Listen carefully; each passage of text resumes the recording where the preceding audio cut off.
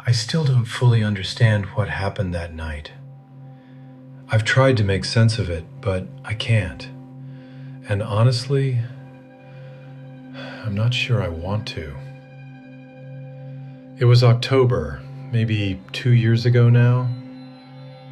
I was driving back from my cousin's place in Baton Rouge, heading home to Houston on I-10.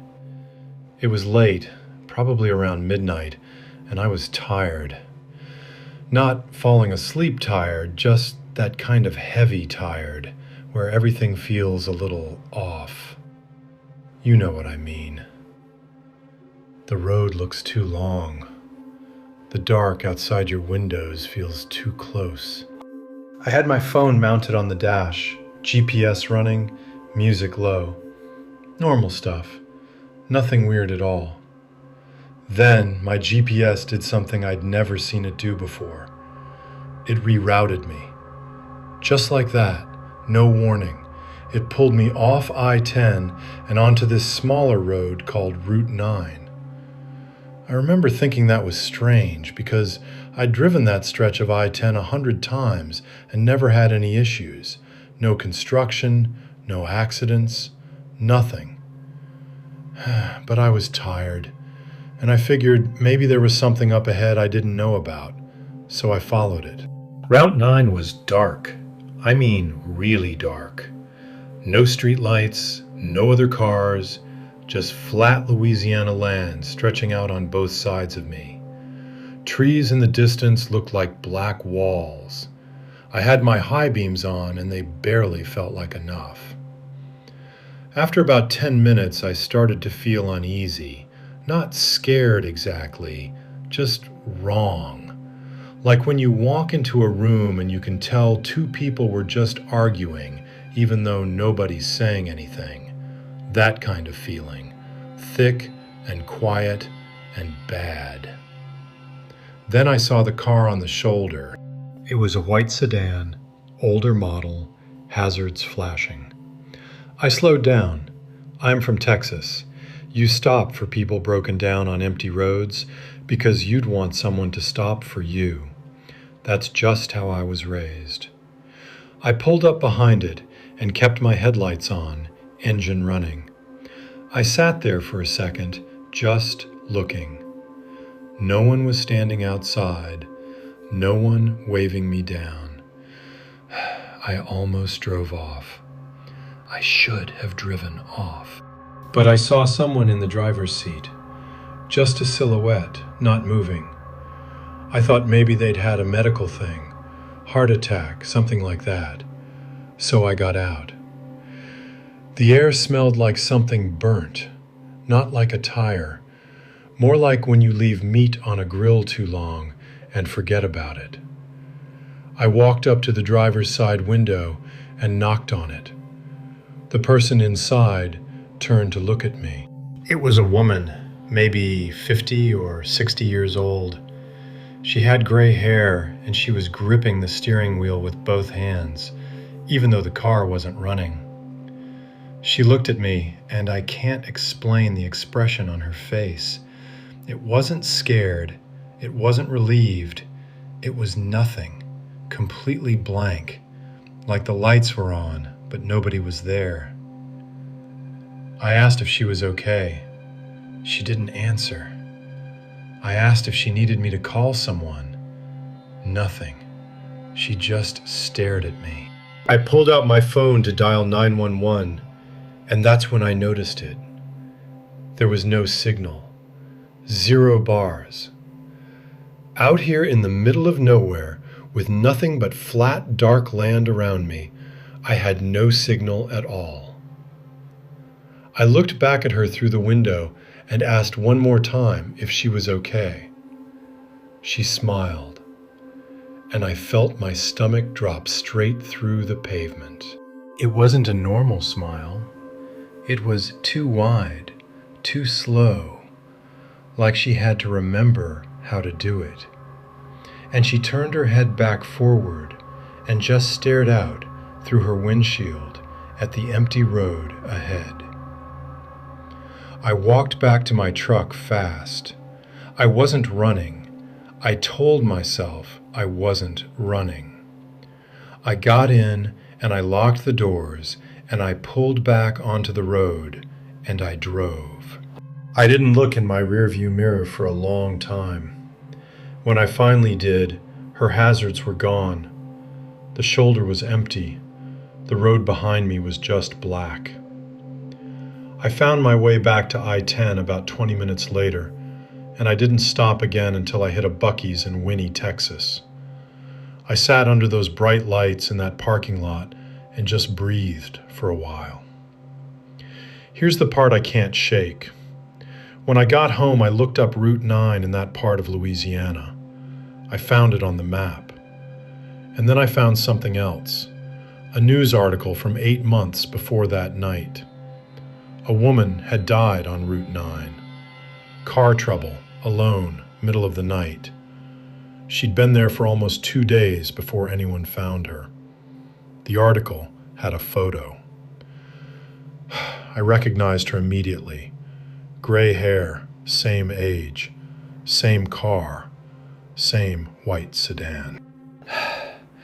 I've never told anyone the full story until now, because I know how it sounds. I know what you're thinking, but I need you to understand something. I don't believe in any of that stuff. I never have. I'm a practical person. I believe in what I can see and touch and explain. I saw that woman's face in that photo, and it was the same face that smiled at me through that window. The article said she died of exposure, alone, scared, waiting for someone to stop. I don't know what was in that car that night. I don't know what looked at me through that glass. But whatever it was, it had been waiting a long time for someone to finally stop. And part of me wonders sometimes, sitting here in the dark, if it's still out there on that road, still smiling, still waiting. I want to start by saying, I'm not the type of person who posts stuff like this online. I don't do forums, I don't watch scary videos, I don't spook easy. I'm a 34-year-old electrician from Knoxville, Tennessee. I work long hours, I come home, I watch football, I go to bed. My life is about as boring and normal as it gets. But something happened to me about 18 months ago that I think about every single day, and I just need to get it out somewhere. My neighborhood is quiet. Middle class, older houses, big yards. The kind of street where people wave at each other from driveways and leave zucchini from their gardens on your porch in the summer. I'd lived there 4 years and knew most people by name. Normal place. Good place. My neighbor directly across the street was a man named Dale. Late 50s, retired, lived alone since his wife passed a few years back. Kept to himself mostly, but was always friendly. We'd talk sometimes when we were both getting our mail. He had a little beagle named Hank that he walked every morning at 7. You could set your watch by it. Dale and Hank, every morning, same route, same time. That was Dale. So when I stopped seeing Hank's walks in early March, I noticed. A week went by. No Dale, no Hank. His truck was in the driveway. His lights came on at night the way they always did. But no walks, no movement, no nothing. I told myself he was probably sick, flu or something. I almost went over and knocked a couple times, but I didn't. I figured I'd give him his space. That's the thing I regret most now, that I gave him his space. On the 8th day, I was pulling into my driveway around 6 in the evening, and I saw Dale's front door open. He stepped out onto the porch and just stood there. I waved. He didn't wave back. He just looked at me. I figured he didn't see me, so I went inside. But something about it sat wrong with me that night. I couldn't sleep. I kept thinking about the way he was standing, too still, like a photograph of a person instead of an actual person. The next morning I walked over and knocked on his door. He answered almost immediately, like he was already standing right behind it. He looked bad, not sick bad, wrong bad. His face was pale and slack, and his eyes were rimmed red, like he hadn't slept in days. He was wearing the same flannel shirt I'd seen him in the week before, wrinkled and stiff. He smelled sour. I asked if he was doing all right. He said yes. One word, flat, no expression. I asked about Hank, and something moved across his face, real fast, like a shadow. He said Hank was fine. I asked if I could see him. I don't know why I asked that. It just came out. Dale looked at me for a long moment, and then stepped aside to let me in. The house was dark, all the blinds pulled, one lamp on in the corner, throwing yellow light across the floor. It smelled wrong inside, heavy and stale, with something underneath it that I didn't want to identify. I asked again where Hank was, and Dale pointed toward the hallway. I walked toward it. I want you to understand, I was not prepared for what I saw. Hank was lying on his side in the middle of the hallway floor, not moving. I crouched down, and I could see his chest wasn't rising. I put my hand on him, and he was cold and completely stiff. He'd been dead for days. I stood up and turned around, and Dale was right behind me, 2 feet away. I hadn't heard him move at all.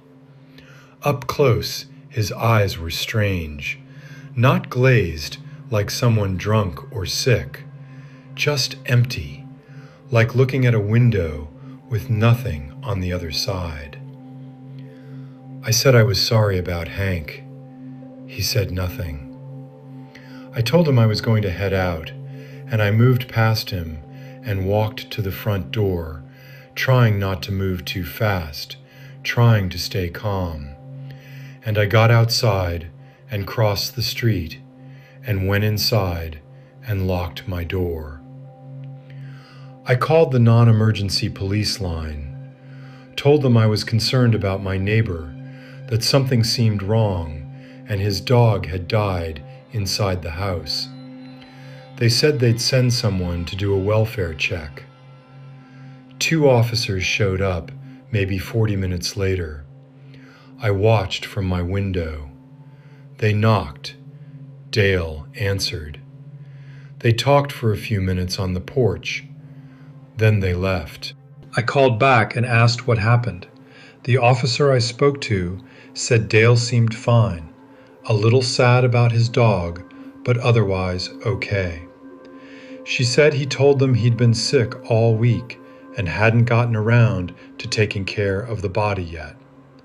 She said there was nothing they could do. I didn't sleep that night either.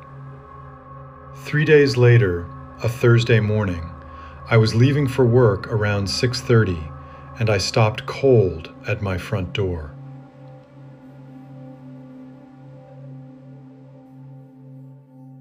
Dale was standing at the edge of his driveway, directly across from my house, facing me, not doing anything, just standing there in the dark. No coat on, 38 degrees outside, just standing there, staring at my front door. I stood there and stared back for probably 20 seconds. Then he smiled.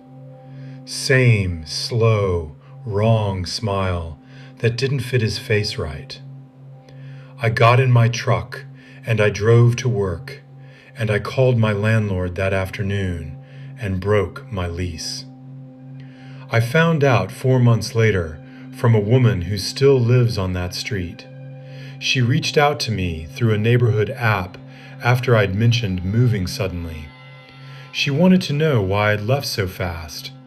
I told her about Dale. She went quiet for a long time on the phone. Then she told me that Dale had been found dead in his home by his daughter in mid-February, approximately 2 weeks before I knocked on his door. I have not driven down that street since. I don't plan to. Whatever was living in that house and wearing Dale's face, it knew I knew.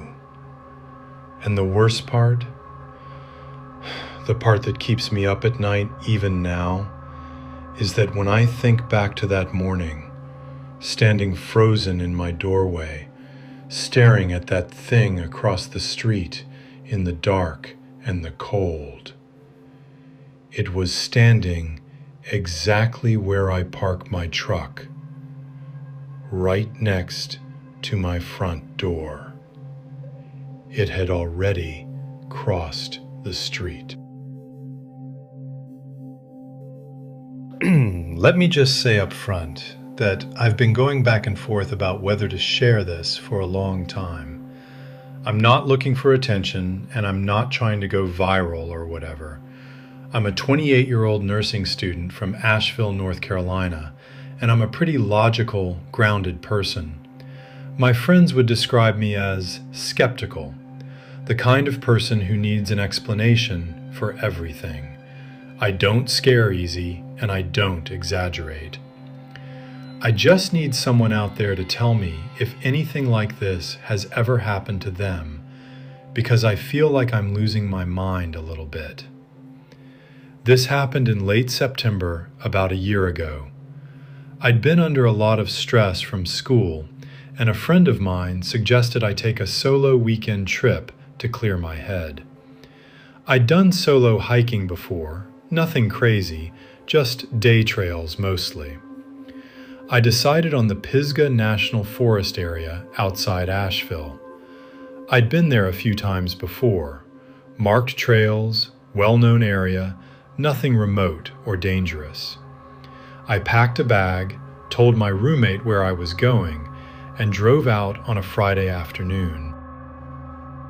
I got to the trailhead around 4 and started on a trail I'd done once before, maybe 2 years back. The plan was to hike in a few miles, set up my small tent at a flat spot I remembered near a creek, sleep, and hike out in the morning. Simple, easy. I'd done it before. The first hour was perfect. Cool air, leaves turning orange and red, that smell of damp earth and bark that just pulls all the tension right out of your shoulders. I was feeling genuinely good for the first time in weeks. Music in one ear, taking my time, watching my footing on the roots and rocks. Then I realized someone was behind me on the trail. I heard footsteps, not close, maybe 40 or 50 feet back. I turned and saw a man, tall, dark jacket, jeans, hiking boots. Nothing alarming about him at first. Trails have other people on them. I slowed down a little to let him pass, and he slowed down too. I told myself I was imagining it. I sped up. His footsteps sped up. I stopped completely and pretended to check my phone. He stopped too, just stood there on the trail, maybe 30 feet behind me now, looking at me. I smiled and said, "Hey," the way you do on trails. He didn't say anything back, didn't nod, just looked at me with this flat, patient expression, like he had absolutely nowhere else to be. I started moving again and took the next fork, not because it was my route, but because I wanted to see what he did. He took the same fork. My stomach was in my throat at this point. I pulled out my phone to call my roommate, and I had one bar that kept dropping to nothing. I managed to get a text out that said, "Trail fork near mile marker 4, man following me, call me." I don't know if it's sent. I made a decision. I turned around and walked directly toward him. I'd read somewhere that predators rely on your fear, so I walked straight at him and asked loudly if he knew how far it was to the creek overlook. I got within 10 feet of him. Up close, he was maybe mid-40s, gaunt face, dark eyes that didn't quite track right, like each eye was moving independently. He had dirt on his hands and knees, like he'd been crawling. He didn't answer my question. He just looked at my bag. I said, "Okay, have a good hike," and walked past him and kept going forward, because turning back meant going deeper into where he'd come from, and I didn't want that. I found my creek spot and set up my tent fast, hands shaking. I told myself he was just a weird guy. Trails had weird people.